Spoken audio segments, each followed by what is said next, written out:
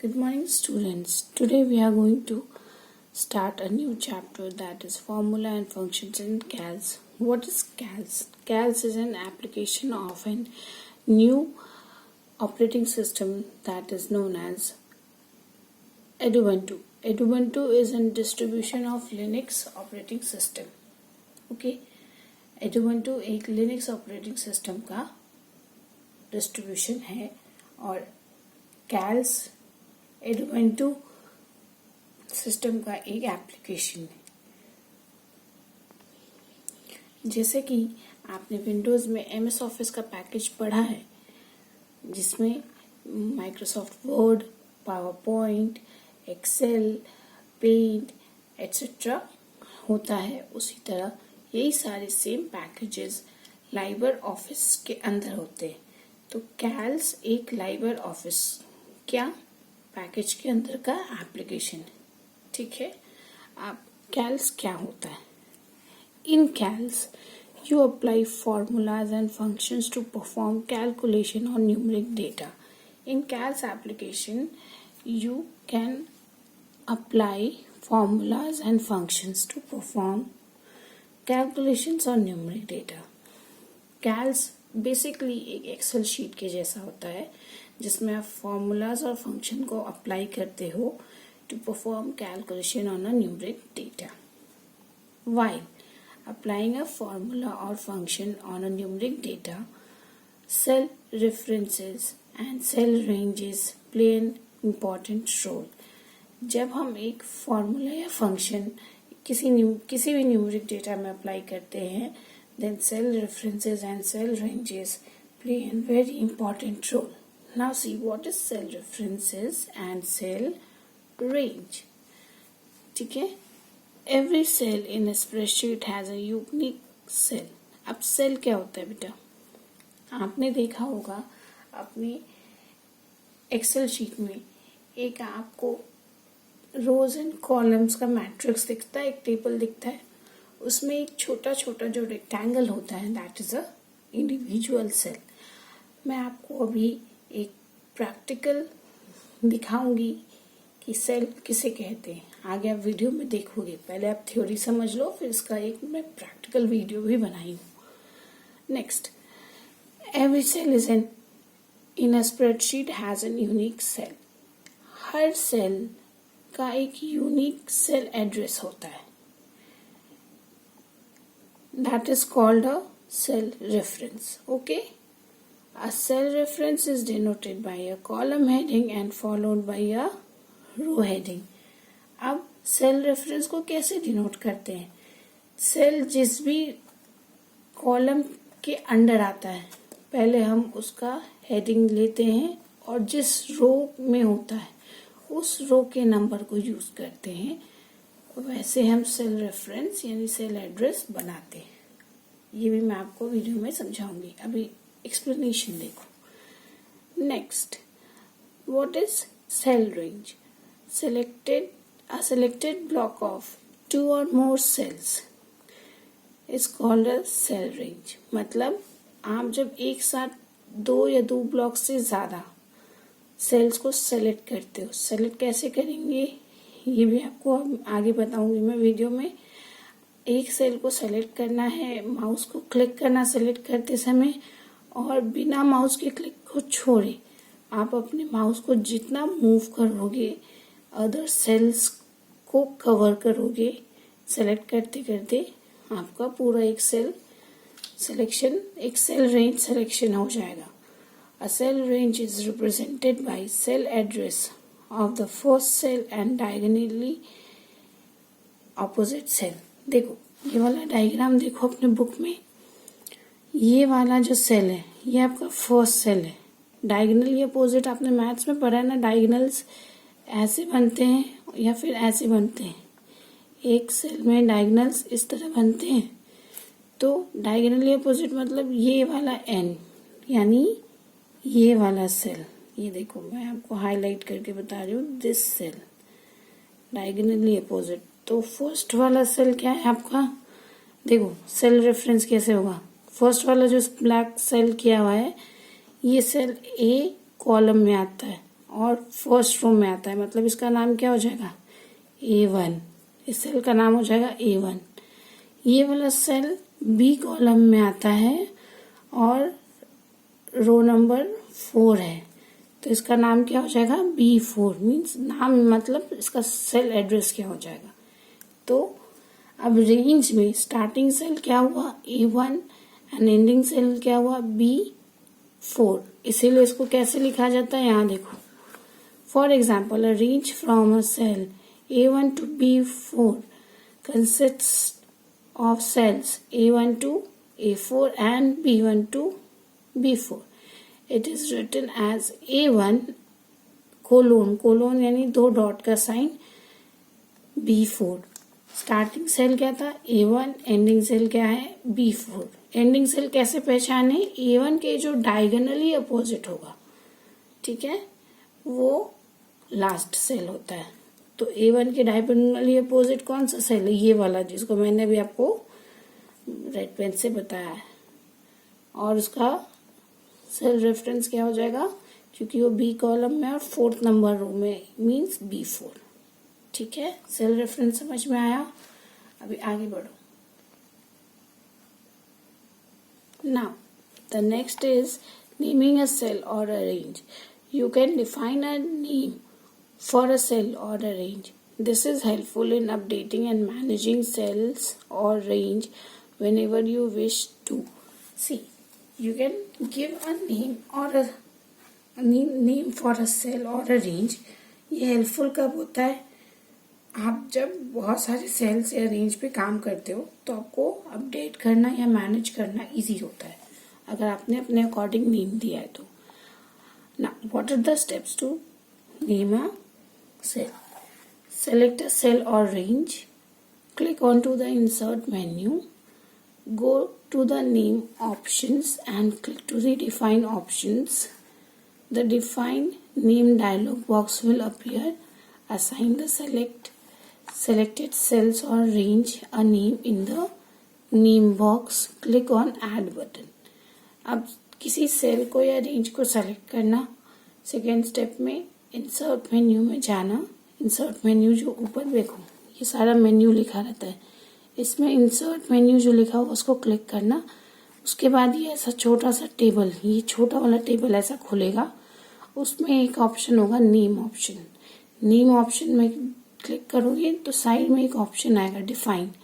Define में भी click करना। डिफाइन में जब क्लिक करोगे तो ऐसा एक डायलॉग बॉक्स ओपन होगा। इस डायलॉग बॉक्स में आप नेम लिखोगे, सेल का रेंज लिखोगे और लास्ट में स्कोप लिखोगे। स्कोप में हम लोग डॉक्यूमेंट लिखते हैं क्योंकि वो डॉक्यूमेंट बनाने के लिए, डॉक्यूमेंट्स के लिए यूज हो रहा है। नेक्स्ट यहाँ पे ऐड क्लिक करेंगे, आपका नेम ऐड हो जाएगा। Now the important part of this starts with formulas.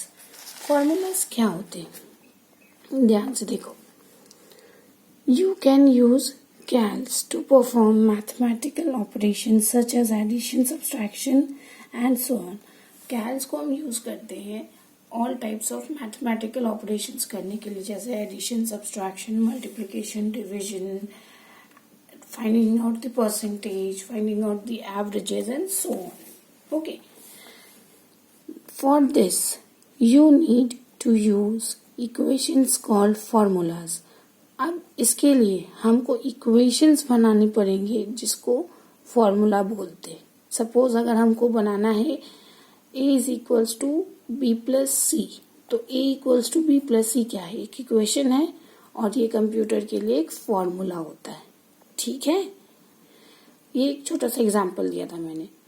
So what is a formula? A formula starts with an equal sign. A formula always starts with an equal sign and can contain numbers, cell addresses, cell ranges and operators. और उसमें क्या क्या हो सकता है, पहले तो वो equals to का साइन से शुरू होगा and it must have numbers, cell addresses, cell ranges and operators. Operators मतलब plus minus multiply divide, mathematical operators का सिंबल्स। ठीक है, a formula contains one or more of the following elements. अब ये रूल्स है, एक फॉर्मूला में क्या क्या हो सकता है। Constants, these are the numeric values और टेक्स्ट वैल्यूज। ओके, कांस्टेंट वो सारे चीज होते हैं जो या तो न्यूमेरिक वैल्यूज होते हैं या टेक्स्ट वैल्यूज होते हैं, या तो नंबर के वैल्यूज हो सकते हैं या टेक्स्ट का कोई भी वैल्यू हो सकता है, बट कांस्टेंट का वैल्यू आगे चेंज नहीं होता है। ठीक है, जो आप लिखोगे that is consider as constant, जो आप एंटर करोगे as a constant. Cell references, these are used to reference a cell, single cell or range of cells. Cell references क्या होता है? या तो एक सिंगल सेल रिप्रेजेंट करेगा या तो ग्रुप ऑफ सिलेक्टेड सेल्स। अभी पढ़ाया था मैंने आपको। ऑपरेटर्स क्या होता है? Operators, these are special symbols। देखो, प्लस माइनस मल्टीप्लाई, कंप्यूटर में मल्टीप्लाई ये ऐसा होता है, asterisk, multiply, divide, greater than, less than and so on to perform calculations। ठीक है, now this is the new thing, functions। functions are the predefined formulas such as sum, count and so on। functions कुछ predefined formulas होते हैं जो कि इस application में पहले से रिटन है। सम मीन्स एडिशन के लिए यूज होता है, काउंट मीन्स काउंटिंग के लिए यूज होता है। इस तरह के स्मॉल लेटर वर्ड्स, मतलब स्मॉल छोटे छोटे वर्ड्स, सिंगल वर्ड्स के का नेम के टाइप का फंक्शंस होता है। जैसे सम बनाया ऐड करने के लिए, एवरेज निकालना है तो एवीजी, ऐसा बहुत सारा प्री डिफाइंड, मतलब उनके फॉर्मूलाज पहले से इस एप्लीकेशन में डिफाइंड है। जैसे यहाँ सम लिखोगे, कंप्यूटर को समझ में आ जाएगा कि आपको यहाँ पे इस शीट में सम करना है। ठीक है, तो उसको हम फंक्शंस बोलते हैं ना। For example consider the formula given here. जो फॉर्मूला दिया है इसको फॉर एग्जाम्पल समझा रहे। इक्वल्स टू से आपका फॉर्मूला शुरू हुआ। 4 इज अ कांस्टेंट, 4 का अपना एक फिक्स वैल्यू है, so it is a constant and it is a number also, it is a constant. Okay, यहाँ पे एक एस्ट्रिक का साइन है और यहाँ पे भी एक एस्ट्रिक का साइन है, ये दोनों क्या हो जाएगा आपका ऑपरेटर्स।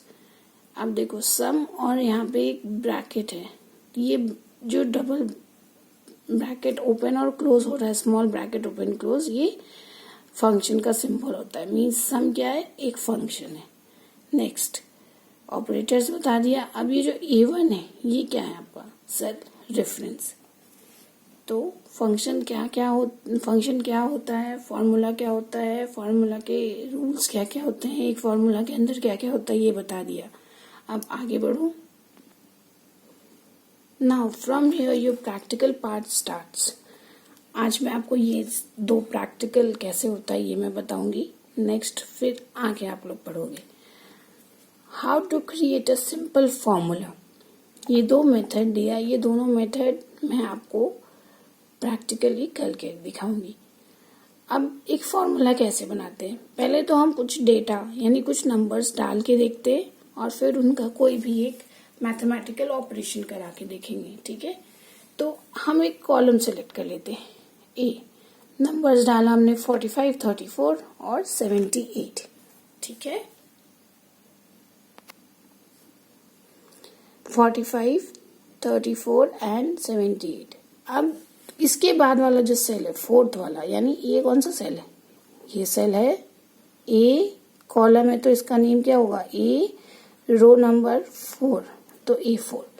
A4 सेल में हमको सबका एडिशन करना है। समझ में आ रहा है? ठीक। अब यहाँ पर देखो, आप जैसे जैसे नंबर एंटर करते हो, नंबर्स आपको यहाँ पे डिस्प्ले होते हैं। ठीक है, और जब फॉर्मूला बनाते हो तो एक ये बॉक्स दिखेगा, ये दिख रहा है यहाँ पे, एक summation fx equals to, means ये एक फॉर्मूला बार है, इसको बोलते हैं हम फॉर्मूला बार। यहाँ पे हम एग्जैक्टली फॉर्मूला को लिखते हैं। देखो मैं जूम इन करके दिखा रही हूँ आपको, ध्यान से देखना। देखो दिख रहा होगा आपको, ये हमने यहाँ इक्वल्स टू में लिखा है ठीक है, दिस इज द फॉर्मूला, इसको हम फॉर्मूला बार बोलते हैं ना। अब क्या करना है, पहले तो हमने डेटा डाल दिया, अब हम A4 सेल में क्लिक करेंगे। A4 सेल में क्लिक करेंगे तो यहाँ पे हमको विजिबिलिटी होगी, जो भी हम यहाँ लिखते हैं यहाँ पे विजिबिलिटी होती है उसकी। उसके बाद हम लिखेंगे इक्वल्स टू से फॉर्मूला शुरू करना है, सिंपल फॉर्मूला बनाना है। इसलिए जब आपके पास 1-2 नंबर्स है तो 2 तरीका होता है, या तो आप डायरेक्टली नंबर्स को लिख के प्लस कराओ, या फिर आप सेल रेफरेंस का नेम यानी सेल एड्रेस लिखो और फिर प्लस माइनस कराओ। ठीक है, तो पहला हम डायरेक्टली नंबर्स लेते हैं, इक्वल्स टू 45 + 34 + 78 लिख दो। ठीक है, जैसे ही 78 लिखोगे आप और उसके बाद एंटर प्रेस करना। एंटर प्रेस करते ही आपको उसका रिजल्ट यानी ऐड होने के बाद का रिजल्ट A4 में दिखेगा। क्लियर हो गया? ये मैं आपको करके दिखाऊंगी। Next, click in a cell A4। Second step क्या है? सेकेंड स्टेप में पहले तीनों नंबर्स आप एंटर कर लोगे। नंबर भी कैसे एंटर करते हैं ये भी मैं बताऊंगी। आपको सेल में ले जाके कर्सर को एक बार लेफ्ट क्लिक करना है। ठीक है, 1 लेफ्ट क्लिक आप करोगे तो यहाँ पे आपको ऐसा कर्सर का साइन दिखेगा, ब्लिंक होने लगेगा। ब्लिंक होगा मतलब आप यहाँ पे डेटा लिख सकते हो। ठीक है, अब देखो तीनों नंबर लिख दिया आपने, और एक नंबर लिखोगे फिर एंटर करोगे तो आप दूसरे सेल में चले जाओगे, फिर दूसरा नंबर लिखोगे एंटर करोगे आप तीसरे सेल में चले जाओगे। ठीक है, अब A3 तक एंटर किया और लिखा 78 और एंटर किया तो आप A4 में आ जाओगे। A4 में आके आप क्या करो, तीनों का जो सेल एड्रेस है, सेल रेफरेंस है वो लिखो। जैसे फर्स्ट वाले का सेल क्या है A1, तो A1 यहाँ पे लिखना इक्वल्स टू A1 प्लस 34 का सेल रेफरेंस क्या है A2 प्लस 78 का सेल रेफरेंस क्या है A3। ये लिख दिया तो ये क्या बना formula, equals to A1 plus A2 plus A3। जो नंबर्स हम यहाँ लिखे हैं उसी नंबर्स का हम यहाँ फॉलोइंग सेल एड्रेस लिखे हैं, बस यही डिफरेंस। ये लिखने के बाद आप एंटर प्रेस करो। जैसे एंटर प्रेस करोगे आपको A4 में उसका आंसर दिखेगा।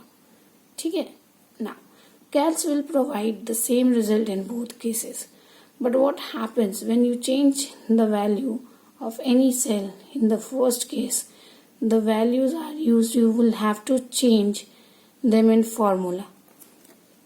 Okay, पहले वाले केस में फर्स्ट मेथड में अगर आप बीच में कोई वैल्यू चेंज करते हो, सपोज 45 को आप 50 करते हो, तो आपको यहाँ पे भी ये जो लिखा है ना सेल, यहाँ पे भी आपको 50 इक्वल्स टू +50 + 34 + 78 चेंज यहाँ पे भी करना पड़ेगा, क्योंकि आपने नंबर्स डाला है। ठीक है, नंबर्स अगर आप कहीं पे चेंज करोगे तो आपको फॉर्मूला वाले लाइन में भी उस नंबर को चेंज करना पड़ेगा।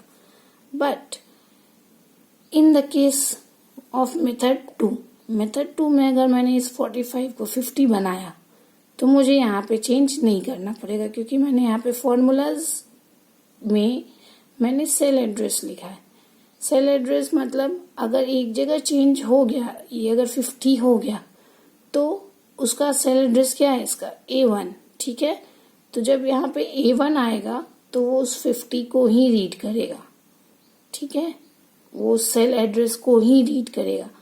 यहाँ पे क्या है, A1 की जगह अगर आप 50 कर भी दिए बट फॉर्मूला में तो आपने 45 लिखा है ना, तो कंप्यूटर 45 को रीड करेगा, 50 को नहीं, क्योंकि यहाँ आप डायरेक्ट वैल्यूज डाल रहे हो और यहाँ पे आप सेल रेफरेंस डाल रहे हो। सेल रेफरेंस मतलब वो उस सेल को रेफर करेगा, वहां पे जो वैल्यू होगी उसको फिर रीड करेगा। ये बस डिफरेंस होता है। बट इन द के उसी का एक्सप्लेनेशन है। But in the second case when cell addresses are used, calcs will update the changed values in the formula automatically.